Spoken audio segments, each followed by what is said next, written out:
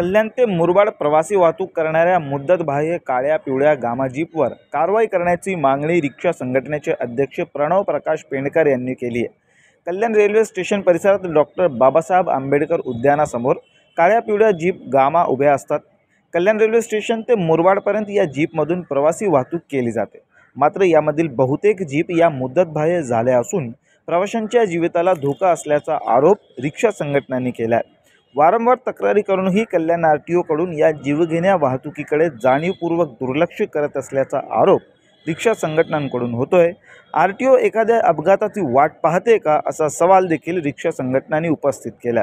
या मुदतबाह्य झालेल्या जीपमधून प्रवाशांची असुरक्षित व बेकायदेशीरपणे वाहतूक सुरू असून या जीप स्क्रॅप करा अशी मागणी प्रणव पेंडकर यांनी केली आहे। गामाचा असा कॉन्सेप्ट आहे की 20 वर्ष झालेल्या जुन्या ज्या टॅक्सीज आहेत त्या स्क्रॅप झाल्या पाहिजेत, पण त्या अजूनपर्यंत स्क्रॅप होत नाही आहेत। ह्याचं वारंवार आम्ही आरटीओला पत्रव्यवहार करतोय, पण जवळपास 5 ते 6 महिन्यापासून करतोय, पण त्याच्यामध्ये आरटीओ हे पूर्ण ढिम्म आणि उत्तर आपण बोलतो ना की त्यांच्याकडे उत्तरच नाही आहे की या बाबतीत काय करायचं। तर आम्ही त्यांना सांगितलं आहे की जर ह्याच्यावरती तुम्ही लवकरात लवकर कारवाई नाही केली तर येणाऱ्या 15 ते 20 दिवसांमध्ये आम्हाला आंदोलन छेडावं लागेल आणि ज्या 20 वर्षाच्या वरती टॅक्सीज आहेत, गामाज आहेत, त्यांच्यावर स्क्रॅपची ही कारवाई झालीच पाहिजे।